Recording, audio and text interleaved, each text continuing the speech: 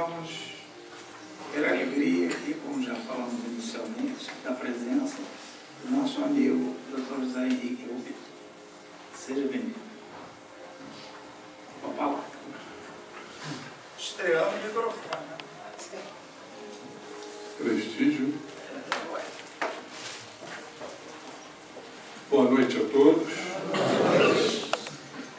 Sempre uma alegria muito grande estar nessa casa de luz, onde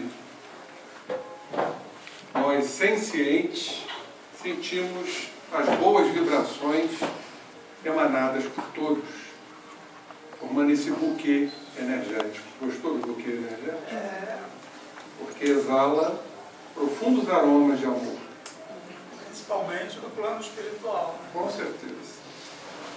O Gilson fez uma colocação, agora internacional. Eu não vejo muito por aí, porque eu acho que a gente não tem que ficar se autoafirmando, mas já que ele tocou no assunto, eu vou dizer da minha alegria em ter primeiro sido convidado por irmãos do além-mar, irmãos portugueses. Segundo, a minha alegria maior de ver o quanto o Espiritismo está devassando e penetrando na floresta dos mais incautos e daqueles mais ortodoxos. Porque nós sabemos, companheiros, que Portugal, eminentemente, ainda é um país católico. Mas quando lá cheguei, na sexta-feira, a outra, eu tive a grata surpresa, na minha primeira palestra, eu fiz 5 e mais um seminário, de ter ali somente 500 pessoas. E depois tinha um médico, muito interessante isso, Dr. Lutênio, que morou em Niterói, fez mocidade lá em Niterói, que se mudou, hoje ele é clínico homeopata numa cidadezinha pequenininha chamada Águeda.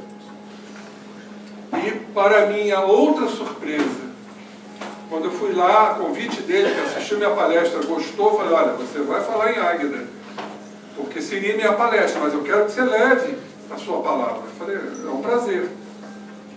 E aí, quando eu lá fui, fiquei impressionado com a harmonia, com o respeito, com a presença também maciça de 300 pessoas. Então, creio que, eu acho que essa é a nossa missão. Acho que a missão do espírita é realmente levar, divulgar, trocar, aprender também, que nós aprendemos muito, trocando com irmãos, estudiosos. Então, a gente já vê um país eminentemente católico já se tornando um país espírita. Olhem que beleza! E notícias me chegaram do movimento espírita espanhol, e por aí vai. Então, mais uma vez, lembrando aquela frase de Emmanuel, que o espiritismo não será a religião do futuro, mas o futuro das religiões. Porque nós trazemos os conceitos, nós trazemos a lógica que a doutrina nos proporciona, nós trazemos as evidências científicas que eles, sedentos, estão querendo muito saber. Os porquês. A filosofia espírita, a ciência espírita. Porque o Evangelho, de alguma forma, ele já tem, por conta do catolicismo. Então, isso já me deixou muito feliz, já fui convidado para daqui, quem sabe, uns 2 anos, retornar, levando a palavra a outras cidades, onde já temos inúmeros centros espíritas. Que beleza! Então, só é gratificante, estimulante que a gente continue, não só eu, como inúmeros brasileiros que lá vão levar a palavra, levar o conhecimento. Aonde eu estive, já esteve lá Divaldo Pereira Franco, José Raul Teixeira, Sérgio Felipe de Oliveira, realmente os expoentes maiores da nossa doutrina. E hoje eu faço parte, né, desse conjunto, dessa orquestra da nossa querida doutrina. Então, acho que a doutrina está de parabéns. Para nós nossa alegria e a nossa felicidade. Mas o tema nosso de hoje é um tema bem atual, para que nós possamos entender, talvez uma palestra, um seminário que eu preparei, muito baseado nos acontecimentos atuais, principalmente do nosso país. Para que a gente possa entender e até não julgar tanto. Porque, aliás, isso é uma recomendação de Jesus. À medida que tu julgares, tu serás julgado. Então, eu preparei aqui, na verdade, isso é um seminário, e a gente vai condensar isso, porque como é que a doutrina vê a mentira? Como é que a doutrina espírita vê a hipocrisia? Como é que a doutrina espírita vê a desonestidade? Então, o nosso tema de hoje é o condicionamento na mentira e na desonestidade. E abrindo como prelúdio do nosso tema, nós vamos aqui falar no que Jesus nos deixou, para que a gente possa entender, e está lá no Evangelho de João, capítulo 8, versículos 31 e 32. Vamos recordar que todos nós conhecemos essa colocação, essa frase magnífica do nosso Mestre Jesus, que está lá no Evangelho de João. Irmãos, se vós permanecerdes na minha palavra, sois verdadeiramente meus discípulos, e conhecereis a verdade, e a verdade vos libertará. Então já nos cabe uma pergunta: qual é a verdade? Já que estamos falando de mentira, e tenho certeza absoluta que já mentimos várias vezes. Por que a gente mente? O que está por trás da mentira? Uns vão dizer, não, mas às vezes uma mentira para ajudar, uma mentira para não criar confusões. E aí, alguns falam, é uma mentira simpática, uma mentira generosa, é uma mentira branca. Mas Jesus nos fala, conhecereis a verdade e ela vos libertará. E então não cabe nenhum tipo de mentira. Tem mentiras mais sérias e mentiras menos sérias. Aí eu concordo. Mas quem mente está fugindo da lei. Está aqui claramente, conhecereis a verdade. Não é conhecereis a mentira. Agora fica a pergunta, que verdade? Nós sabemos que a verdade maior são as leis de Deus. As leis indefectíveis ou infalíveis de Deus. Seguir as leis de Deus. E uma delas é falar a verdade. Independentemente de quaisquer situações, nós vamos entender isso. Agora, para atingirmos esta verdade, nós temos que entrar em contato com a nossa verdade. Aí que é o grande pulo. Os físicos quânticos chamam de salto quântico. Para chegarmos às leis de Deus, que é a nossa proposta maior, o amor, a caridade, a paciência, a tolerância, o perdão, o auto-perdão, enfim, tudo que compõe as leis maiores, as leis divinas. Para chegarmos lá, nós temos que nos encontrar. Nós temos que saber a nossa realidade, que chamamos de verdade. Qual é a nossa verdade? Então, eu reconheço que sou rígido. Eu reconheço que sou agressivo. Eu reconheço que sou culpado. Carrego sentimentos de culpa. Reconheço que qualquer oposição, antagonismo, eu me magoo. Então, quando eu reconheço essas características que nos pertencem, eu estou na minha verdade. Desta verdade, eu já começo a me libertar a partir do momento que eu me entendo. Isso é básico, fundamental. Se eu me entendo e discerno e compreendo que eu não estou no caminho certo, que eu preciso perdoar, que eu preciso ser mais tolerante, que eu preciso ser mais paciente, mais tranquilo, mais sereno, mais manso, aí sim estou penetrando, adentrando a verdade absoluta, que são as leis de Deus. Então isso é muito importante, é o que Jesus nos aponta. Irmãos, conheçam-se. Olha o autoconhecimento aí.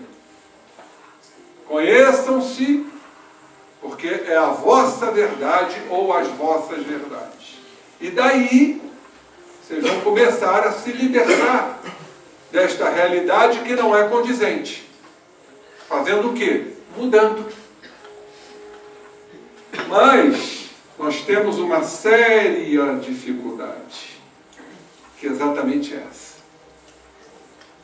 Falta-nos ainda, por uma série de razões, uma série de motivos, nós sermos autênticos.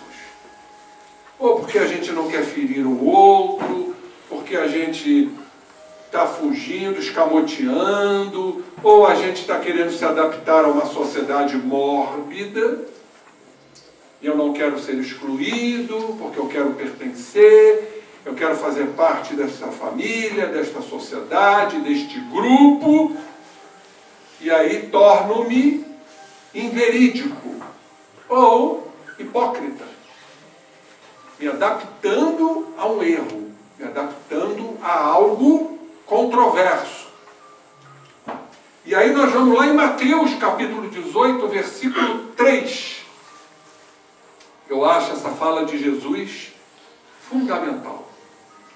E disse, mestre Jesus, em verdade vos digo, que se não vos converterdes e não vos fizerdes como meninos, de modo algum entrareis no reino dos céus. Então, fazendo aqui uma ligação, uma conexão com o que eu falei aqui da verdade, todos nós temos que nos tornar meninos. Não está claro aqui em Mateus 18:3? Se não vos converterdes, se não vos fizerdes como meninos, não entrareis no reino dos céus. E aí a pergunta, a doutrina é isso, a gente tem que esmiuçar, tem que digerir e procurar entender. O que é ser menino? Vocês vão logo pensar, é ser inocente.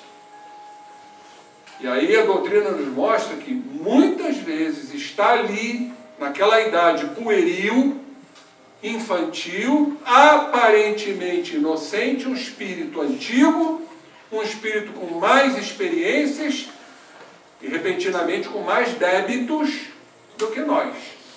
Então não é essa fala de Jesus, ser menino, ser inocente.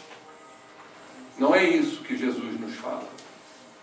Jesus nos fala o menino que não mente, o menino que não é hipócrita, o menino que chora quando está com fome, o menino que chora quando está com raiva, o menino que é pirracento, o menino que não precisa de engodos para aparentar aquilo que ele não é. O menino não faz isso. Exatamente o que Jesus nos fala. Autenticidade. Aí vocês vão me perguntar, mas a autenticidade fere? Depende. Depende de como se fala. Porque nos fala a psicologia que às vezes ser muito contundente, muito verdadeiro, nós vamos ferir o companheiro. Agora há uma forma, né, Gilson? Os franceses chamam de savoir-faire, savoir-dire. Saber fazer, saber dizer. Com delicadeza, com amor. Jesus não fazia isso. Jesus alguma vez mentiu para proteger? Absolutamente não. Ó raça de víboras, ó raça de hipócritas. Mas é o teor vibratório que sai desta voz. Agora, nós, quando queremos ferir o companheiro, a gente muitas vezes fere uma verdade massacrante. Para quê? Qual a razão? Para nos sentirmos superiores. A maneira que nós encontramos psicologicamente, consciente ou inconscientemente, de superioridade, o padrão de poder que ainda habita em nós, é massacrando o outro. E muitas vezes com maledicências e calúnias que não correspondem à verdade. Por isso, passemos a cada dia, a cada instante, a nos observar. Porque inteligentes todos nós somos. Capazes todos nós somos. Já temos uma condição espiritual de fazer uma verdadeira análise, que é a verdade e não a mentira. Só desta forma, companheiros, nós vamos alçar degraus melhores. Senão vamos viver um mundo de mentiras. E o que é pior, eu diria, o que é melhor, porque às vezes a gente tem que sofrer. Nós começamos a acreditar naquilo que mentimos. É o auto-engano. De tanto que estamos condicionados. Vocês pensem, imaginem, no raciocínio de todos vós, os nossos arquétipos da mentira. De vidas, vidas, vidas, de encarnações, encarnações, encarnações. Sempre enganando e sempre se auto-enganando. Então aquilo vira um condicionamento. Já mentimos por mentir, para aparentar aquilo que não somos. Por isso, nós vamos lá na nossa doutrina espírita, que é repleta de informações a esse respeito. Nós vamos lá no Livro dos Espíritos, segunda parte, capítulo 1 dos Espíritos, terceira ordem, aonde todos nós nos enquadramos, porque não tem nenhum santo aqui. Espíritos imperfeitos, a questão 102 da 10ª classe, os espíritos impuros. Observe o que está escrito lá. Interessante que quanto mais estudamos a doutrina, mais nós notamos e observamos que ela está sempre sendo atualizada pela ciência. Esse capítulo da mentira nos mostra, através de estudos de psicólogos, aqueles que estudam o comportamento, que estudam a psique da criatura, e estudos recentes comprovaram que como nós vamos descobrir uma criatura que mente? Vocês vão imaginar, existem sinais. A pessoa começa a se contorcer, a pessoa fica incomodada, a pessoa fica enrubescida, fica vermelha.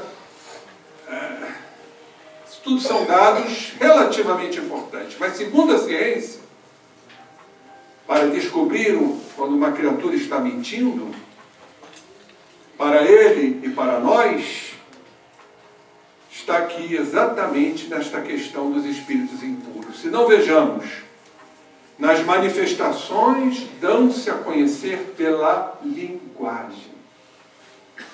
Então o que os cientistas descobriram neste capítulo importantíssimo, porque pertence a todos nós?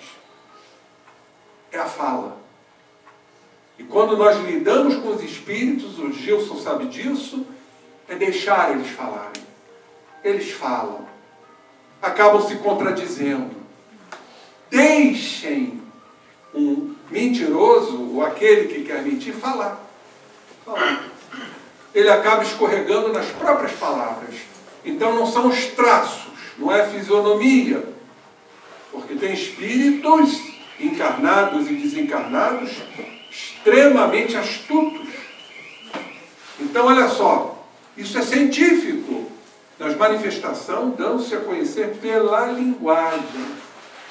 Suas comunicações, estamos falando de espíritos, mas não somos espíritos encarnados, exprimem a baixeza de seus pendores e se tentam iludir, falando com sensatez, não conseguem sustentar por muito tempo o papel e acabam sempre por se traírem.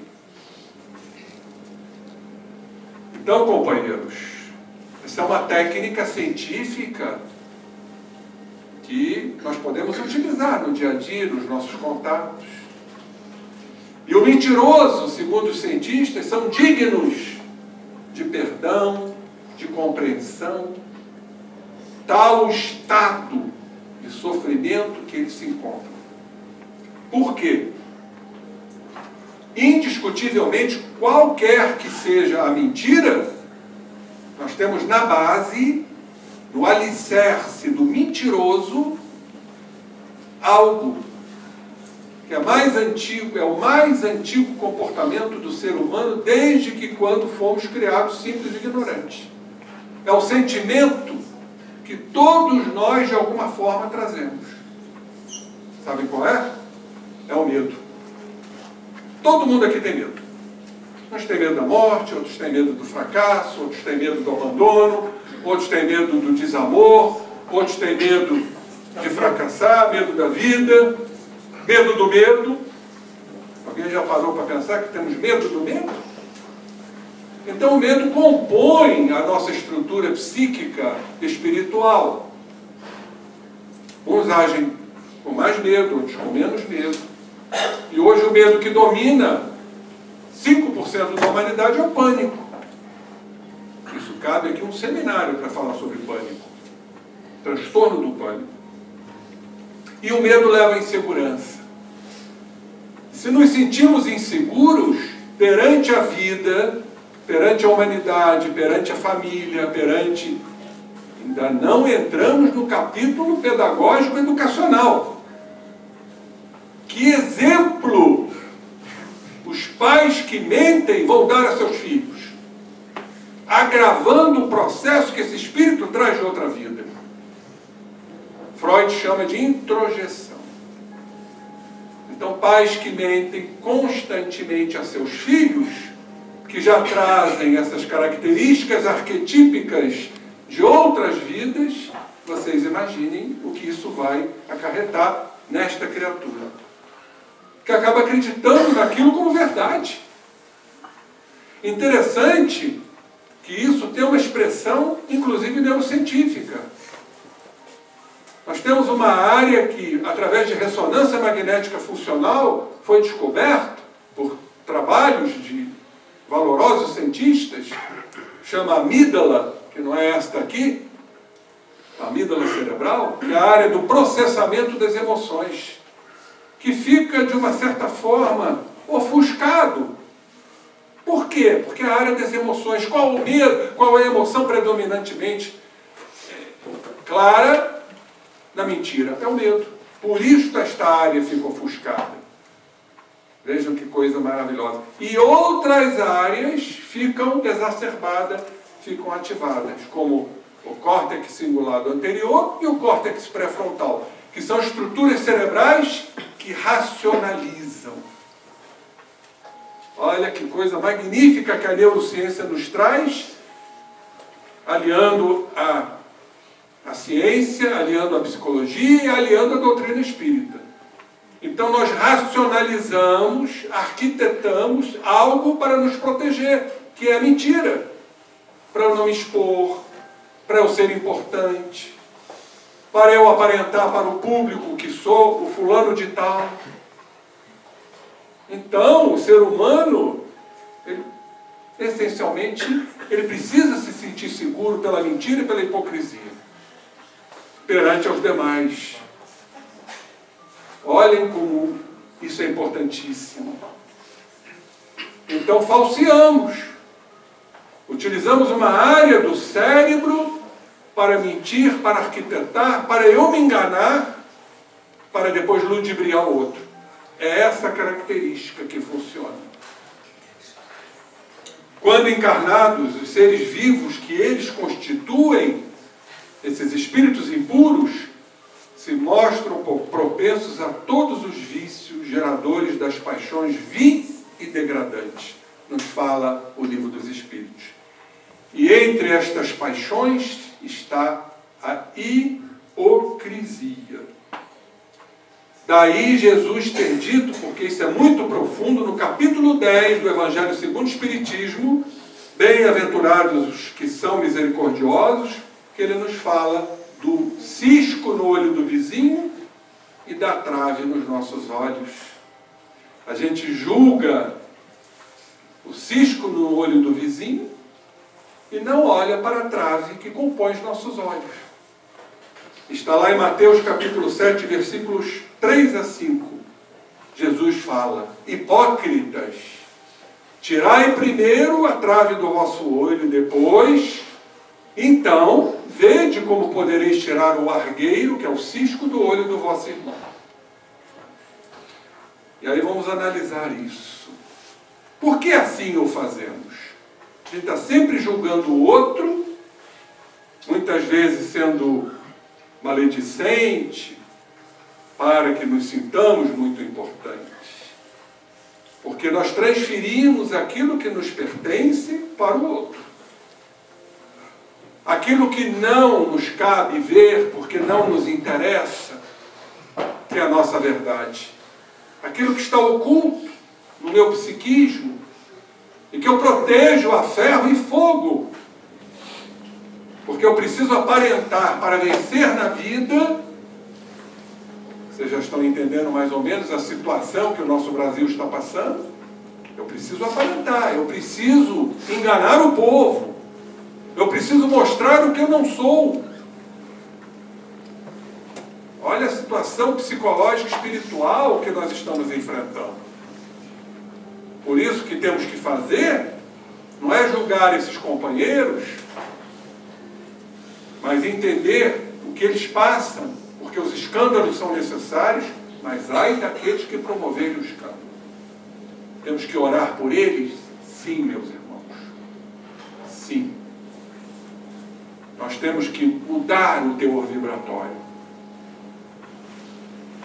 Sabemos a importância da energia mental. Nossa irmã acabou de falar aqui. Nós temos que mudar. Nós temos que fazer uma interferência construtiva.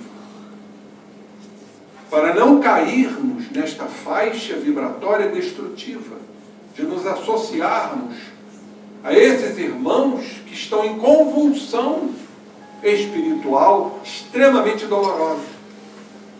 Qual é a missão dos espíritas?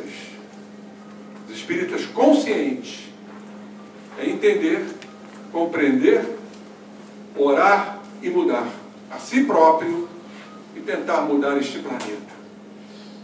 Está envolvido por um miasma muito denso que não podemos fazer, companheiros. Como diz o nosso querido José Raul Teixeira, é engordar magneticamente essas vibrações. Para que não respondamos isso mais à frente. Então nós temos que ter conhecimento disso. Então o hipócrita é aquele que tenta aparentar por trazer dentro de si medo, insegurança, que ele não quer expor. Talvez porque lá na infância, não vamos nem nos reportar a vida passada, mas na infância ele conviveu com processos educacionais deturpados e deformados. Pais como péssimos exemplos. Eu, pelo menos, fui educado assim. Se eu mentisse diante de um erro, o meu castigo seria duplo. Você também passou por isso? Nossa geração. Nossa geração. Se eu errasse e falasse a verdade, o castigo seria mais brando. Se eu falasse e mentisse, o castigo seria duplamente qualificado. Então vejam a importância da educação. Que exemplos estamos dando? Então, se trazemos de vida passada uma educação deturpada, deformada, diante das exigências da vida, da nossa fragilidade, da nossa insegurança, do nosso medo, o que fazemos? Tentamos aparentar aquilo que a gente não é. Somos hipócritas e mentimos. E como eu sou inseguro, como eu tenho medo, eu preciso me autoafirmar diante da vida, diante das pessoas, diante da comunidade, diante do meu trabalho, com medo de perder o emprego, muitas vezes. Olha o medo aí presente, sempre presente. E aí eu tenho que me sentir superior. Como? Mentindo. E muitas vezes massacrando o companheiro para eu ser exaltado. É hipocrisia. É quando a gente julga o outro, o cisco do outro, e não olha para a trave possante que está em nossos olhos. E nós vamos novamente lá no Livro dos Espíritos, na questão 627.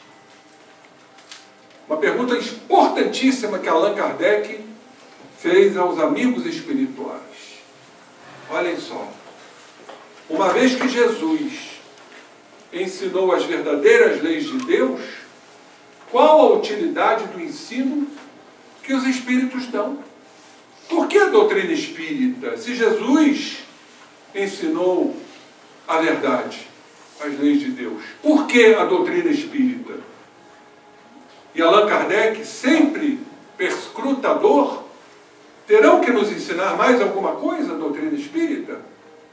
E essa resposta, companheiros, ela é fundamental. Dada pelos espíritos dos altiplanos, muito necessário é que aquelas leis, as leis de Deus, expressas pelo nosso Mestre Jesus, sejam explicadas, tirar o véu do misticismo, o véu do milagre, precisam ser explicadas e esmiuçadas, e dizem os espíritos que uma palavra sempre tem muito peso: desenvolvidas. É o que a doutrina nos traz, o desenvolvimento. Porque tão poucos são os que as compreendem e ainda menos os que as praticam. Então vem a doutrina espírita tirar o véu da ignorância, doutrina espírita explícita, clara, insofismável, racional, lógica. A nossa missão, os espíritos nos falam, consiste em abrir os olhos e os ouvidos a todos, confundindo os orgulhosos e desmascarando os hipócritas. Então a doutrina espírita nos traz o desmascaramento, tirar o véu da proteção. É a verdade que nós temos que encarar com humildade, com simplicidade, com alegria, porque eu posso garantir a todos nós não somos mentirosos, nós estamos na mentira, nós não somos hipócritas, nós estamos na hipocrisia. Nós não somos orgulhosos, nós estamos no orgulho. Então isso já é um grande alento para todos nós, porque estamos, é exatamente o estado de que no momento eu sou. Mas quando eu compreendo isso, eu vou à verdade. Compreendendo a minha verdade, eu vou à verdade, que é o vir a ser. Que queiram ou não, nós vamos ter que chegar à perfeição. Uns vão se atrasar, vão ficar na retaguarda, uns vão se rebelar, uns vão aceitar, outros não vão aceitar. Por isso, a bendita reencarnação. Diante do exposto, como é que nós podemos crer numa existência só? Ela é muito pequena, minúscula, infinitesimal, para a verdadeira compreensão que só a reencarnação nos proporciona. É o ir e vir. Vamos aparando as arestas aqui agora. Ninguém vai fazer isso pela gente não, companheiros. Nós é que temos o trabalho de compreensão, a inteligência e tomar atitudes perante nós e perante os outros. Sair desse orgulho, dessa faixa que nos leva à dor. Porque quando entendemos, aí vamos falar da minha linha, a linha da saúde mental é a linha da saúde física, que somos medrosos, que somos inseguros, aonde nós vamos desaguar? Em processos dolorosíssimos da ansiedade. Mal do mundo moderno. Querer que tudo funcione da nossa forma, do nosso jeito. Como diz o Chico Xavier, a vida nem sempre segue o nosso querer, mas ela é perfeita naquilo que tem que ser. Então, não é a vida que vai se submeter ao nosso talante. É nós que vamos ter que nos adaptar e nos moldar à vida. Sermos mais humildes diante da vida. E se por um acaso, se porventura, que aliás é um lugar comum de todos nós, vier a dor, bendita a dor. É a dor que sensibiliza, é a dor que educa, porque eu não vejo outro caminho. Ah, mas existe aquele ditado, se não for pelo amor, terá que ser pela dor. Aí cabe a grande pergunta, que amor? Será que tem algum ser fora Jesus? Tem alguns próximos. Mas será que tem algum ser fora Jesus que ame incondicionalmente, que ame seus inimigos, aquele que vos perseguem? Será que estamos neste patamar? Então a gente não ama. A gente pensa que ama. Porque o nosso amor, o estágio ainda que estamos, é o amor eros, o amor do prazer, o amor material, um amor possessivo do que é meu. A gente não usa o pronome possessivo, é o meu filho, é minha mãe, é meu marido. Nós não temos nada. Me fizeram esta pergunta lá em Portugal. O que é nosso?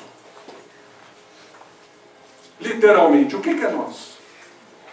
E eu respondi.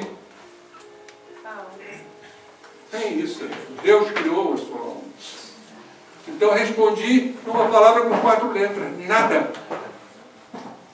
Nada é nosso. Inclusive os erros não são nossos. Porque não existe o erro, existe a falta do que é certo. Se nós entendemos por esse viés, não existe o frio. Frio é ausência de calor. Então são as ausências. Então se não existe o erro, nem o erro é nosso. Agora somos responsáveis por aquilo que fazemos. Isso é outra situação. Então nada nos pertence. Isso que temos que entender. Somos filhos de Deus, fomos criados pelo Pai para evoluirmos e voltarmos a Ele como seres perfeitos relativos que seremos. Então isso é muito importante, não para nós nos apequenarmos, não é isso. É para sairmos deste padrão predominante no ser humano e nas criaturas impuras e imperfeitas, que é o padrão de poder. Eu posso, isto é meu. A prova disso que desencarnamos fica tudo aqui, companheiros. E lá chegando no além-túmulo, o que foi nosso? Cai o véu, vem o desalento, vem a decepção de uma existência malfadada. É o que os espíritos mais se queixam nas mesas mediúnicas, o tempo perdido. companheiros, nós não podemos perder mais tempo. Nós nos designamos antes de encarnarmos.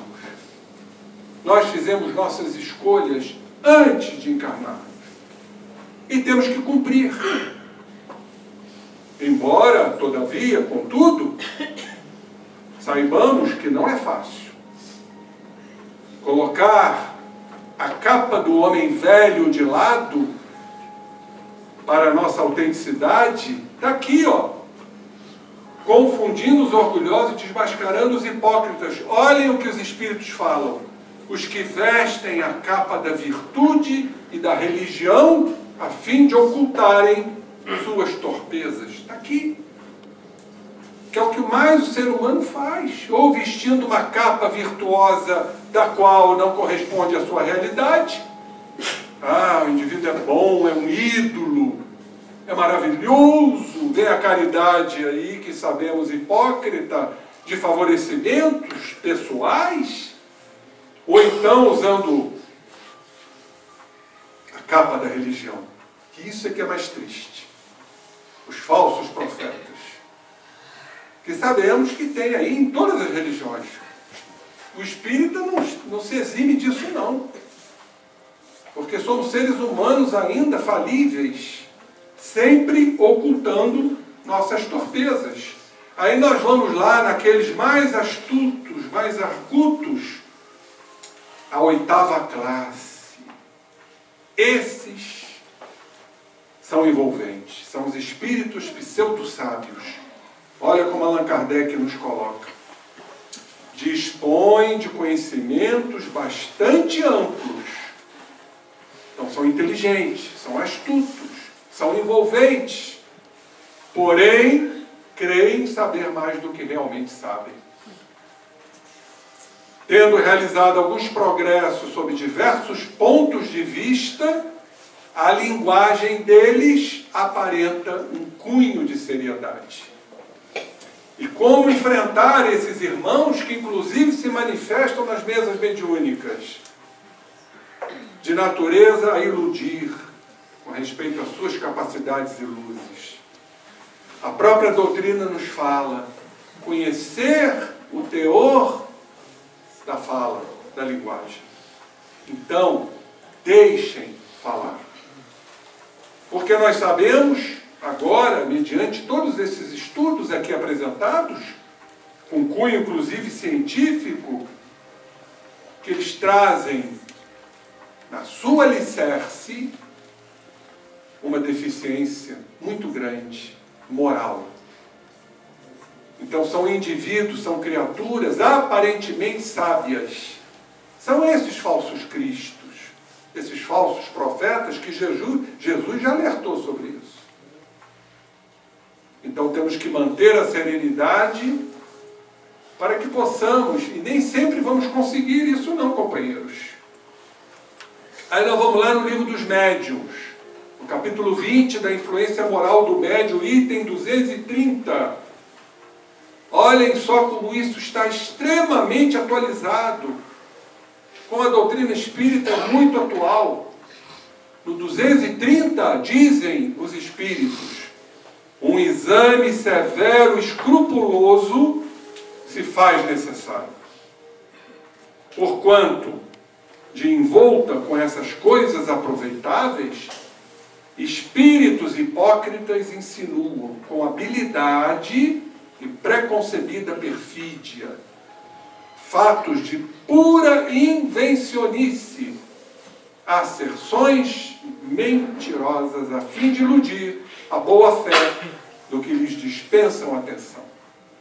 Então está claro aqui no livro dos médiuns também que, utilizando-se do bom senso, da paciência, da observação, do teor vibratório, da linguagem desses irmãos, encarnados ou desencarnados, eles vão se contradizer indiscutivelmente.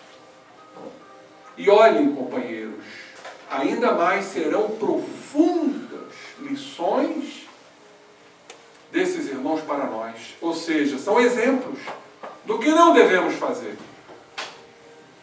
O mestre Buda, da filosofia oriental, ele nos diz: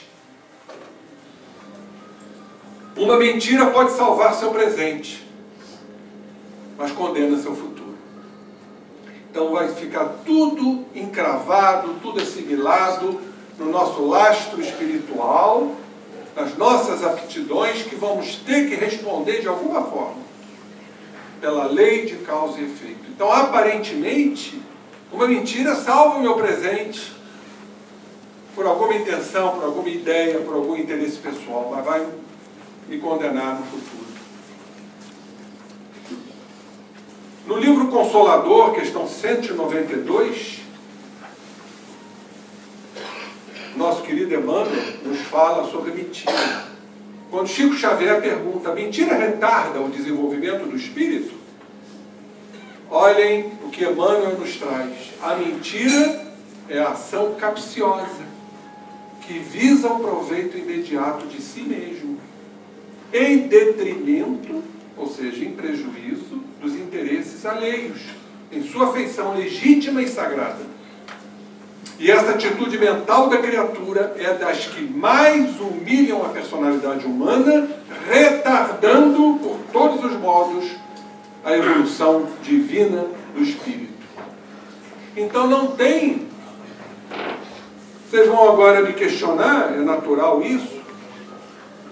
E diante, por exemplo, de um doente terminal, um doente que vai ao consultório, como é que o médico vai proceder? Mentindo, dizendo que não, que ele está em plena saúde, que isso tudo é passageiro, que ele não tem nada demais? Ou vai chegar para o paciente e vai dizer: fulano, você está com câncer, tem 2 meses de vida? Boa pergunta, né? Então a gente não pode mentir, mas também não pode ser verdadeiro, cruel.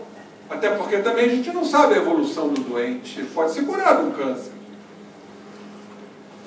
Então não podemos iludir. E por que nós fazemos isso? A tal mentira generosa, branca? Porque verdadeiramente a criatura que mente, ela não quer sofrer. Só que a gente mentindo, vai acontecer alguma coisa mediante essa mentira que nós vamos nos culpar.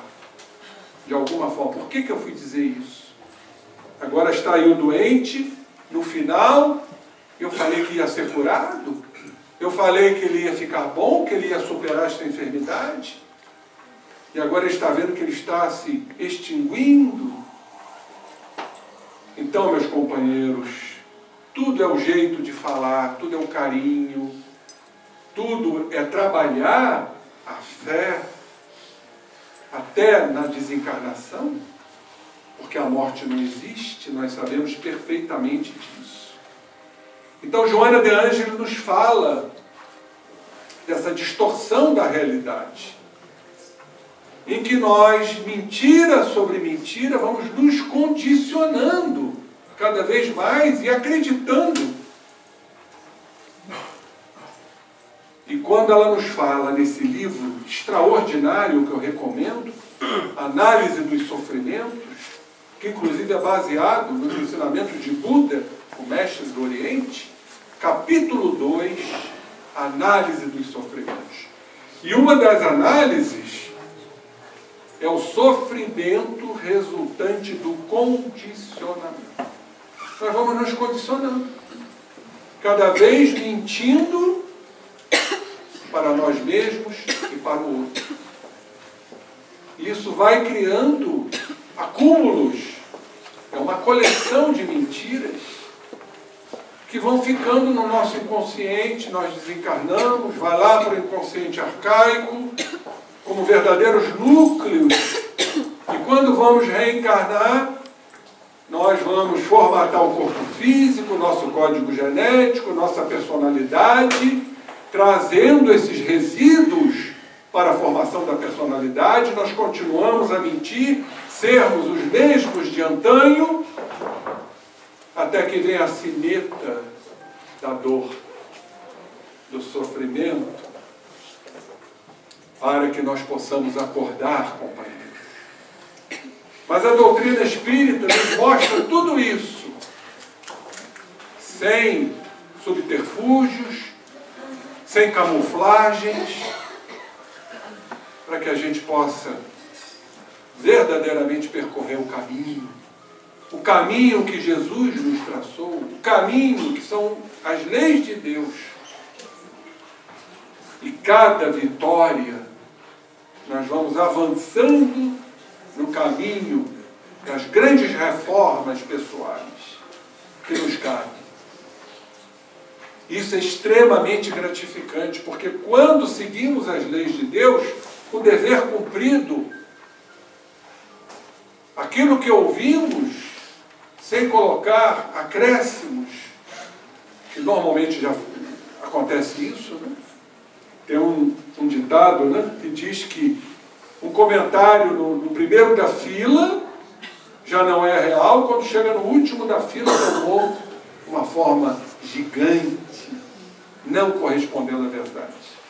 Porque o ser humano vai colocando as suas conotações, os seus conteúdos naquela situação. Quando chega lá no final da fila, completamente deturpado. E às vezes massacrando, julgando aquele que estava passando por isso. Então vejam como isso é grave, como isso é importante. E Joana diz aqui, o sofrimento por condicionamento abarca a educação incorreta, a convivência social pouco saudável, que é o que nós estamos enfrentando. Educações incorretas, mentirosas, falaciosas. A nossa convivência social é pautada nessas mentiras, para nos sentirmos superiores, massacrando o outro, e vem a reencarnação. Ela é indiscutível. Então, por isso é muito importante, quando estamos aqui, trazendo esses conteúdos, para os verdadeiros esclarecimentos, que não visa aqui, absolutamente, protecionismos. Mas vale, muitas vezes, o inimigo que nos fala a verdade, do que um amigo que passa a mão em nossas cabeças, dizendo, meu amigo, você é maravilhoso, você fez certo.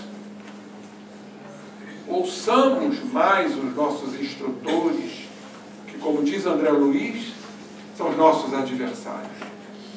Porque esses não têm nada a temer e nem a conspirar para manter uma amizade, para manter uma ligação. Essa é uma educação incorreta que acontece com todos nós. E diz a Joana, por que a mentira? Porque o homem vive na terra sob a ação dos medos. Medo da doença, medo da pobreza.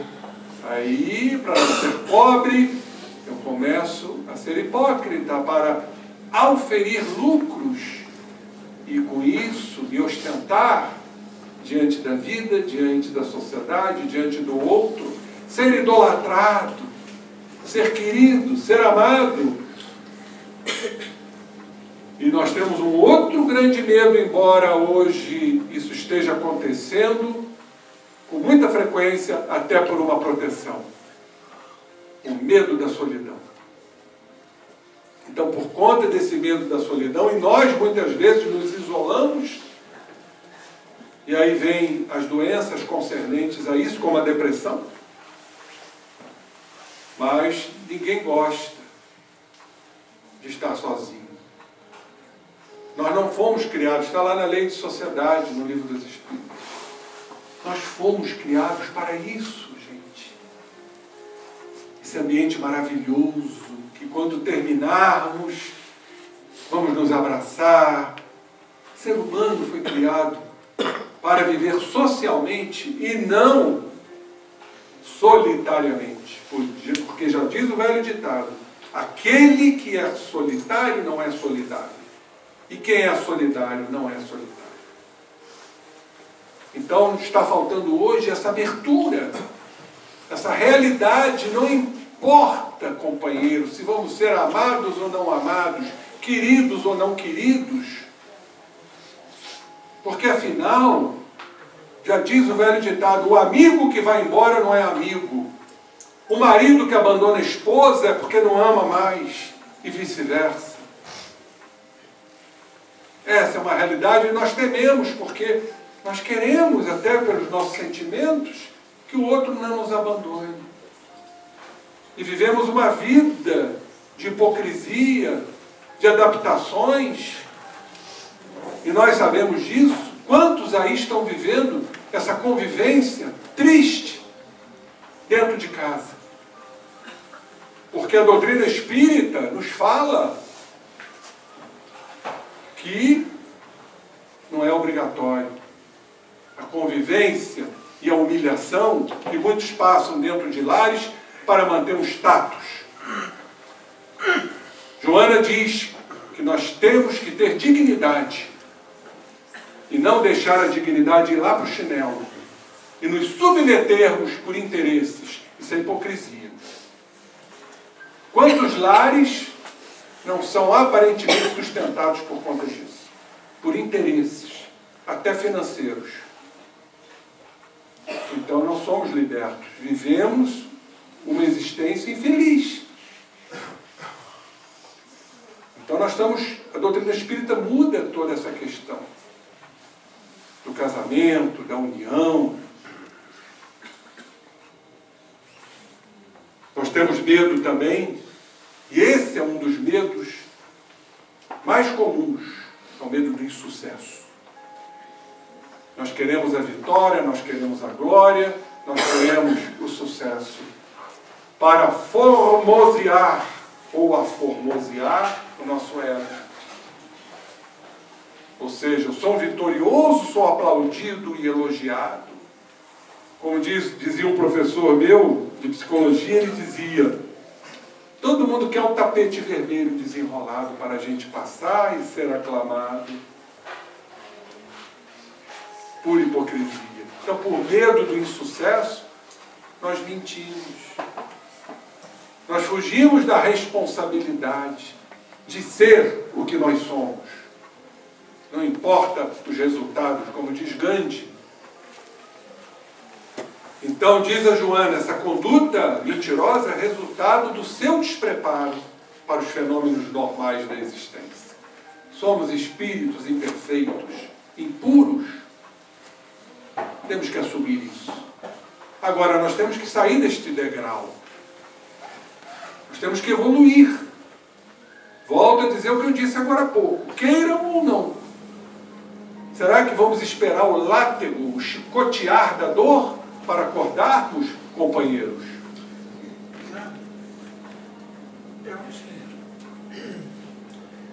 Mas nós já fomos muito pior, né? É porque nós também não estamos assim tão... A gente conhece gente que é muito pior que a gente. Com certeza. A gente conhece país, povos, sociedades. Povos, né? sociedade, comunidade. Comunidade.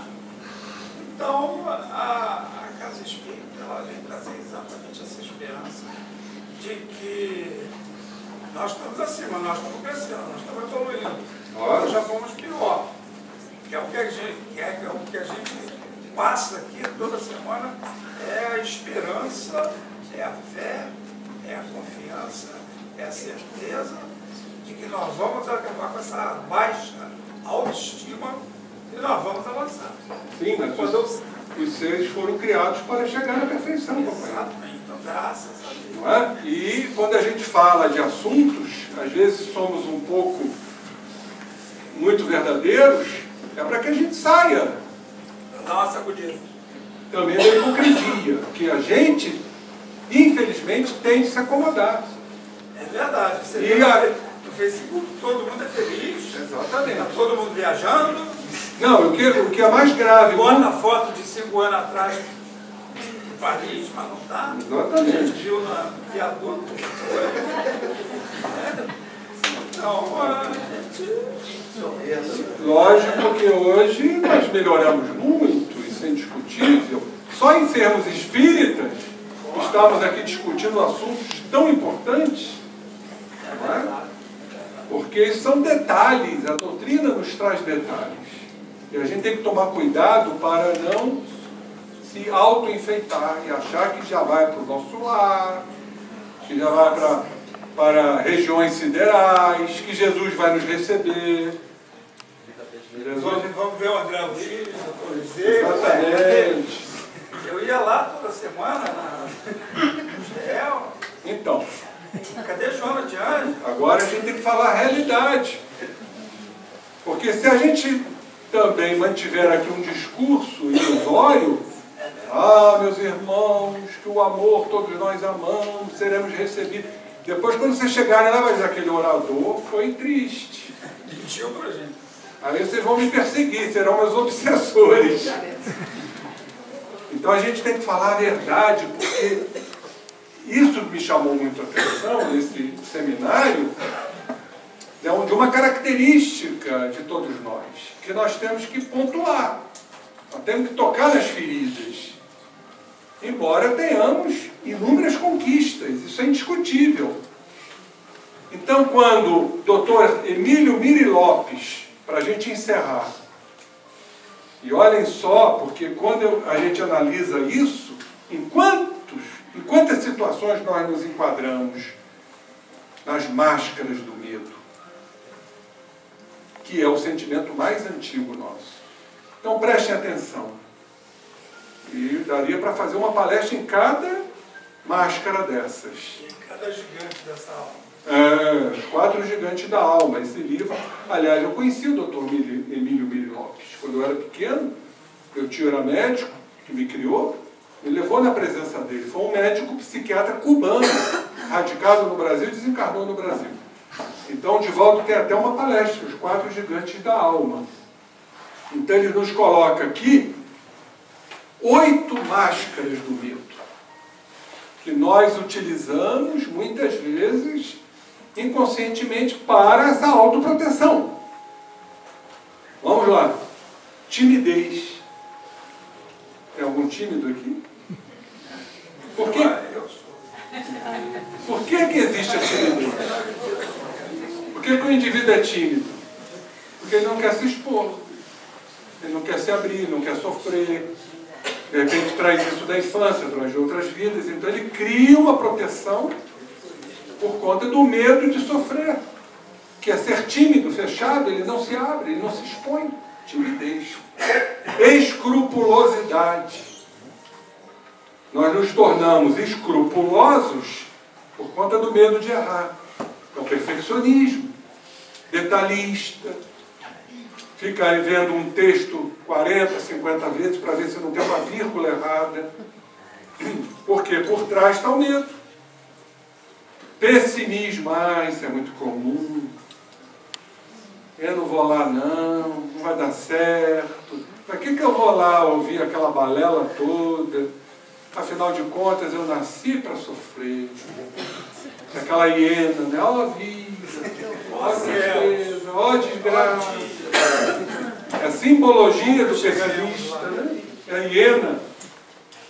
Pegaram esse desenho animado? Filipe? É a hiena, coitadinha. É pessimista. Tudo vai dar errado na minha vida. Para que eu vou tentar? Afinal de contas, eu vou fracassar. É o pessimista. Por quê? É o medo. Ceticismo. Vou lá, não acredito nisso. Porque vem aqui, tem que ouvir essas coisas. Tem que ouvir a verdade. A doutrina é uma doutrina de verdade. O indivíduo cético é aquele que não acredita, porque ele não quer se ver verdadeiramente. Tédio.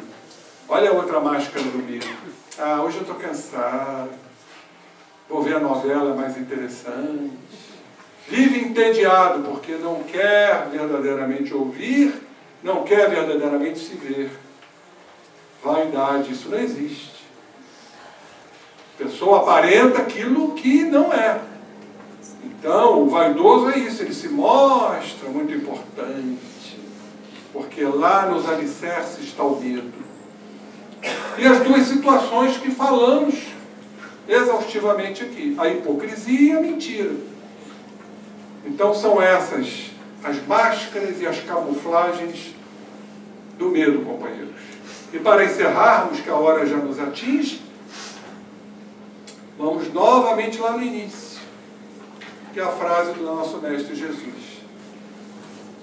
Se permanecerdes na minha palavra, se seguires as leis de Deus, queridos irmãos, conhecereis a verdade, a nossa verdade, e ela nos libertará dos enganos, das mentiras, das hipocrisias, porque estaremos num processo de autenticidade, seguindo a verdade maior, que são as leis de Deus, que é o que nos cabe. E como o Gilson falou, nós temos já as nossas conquistas espirituais, mas precisamos ainda de inúmeras conquistas.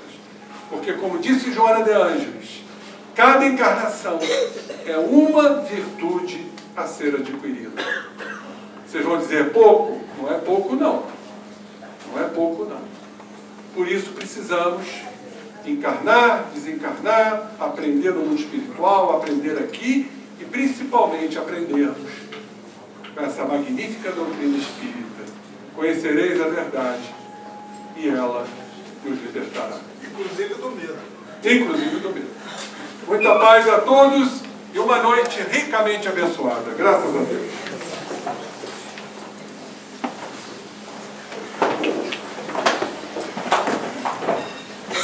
Então, nós agradecemos mais uma vez a visita do nosso amigo, e suas palavras tão sábias, nos alertam, que nos despertam,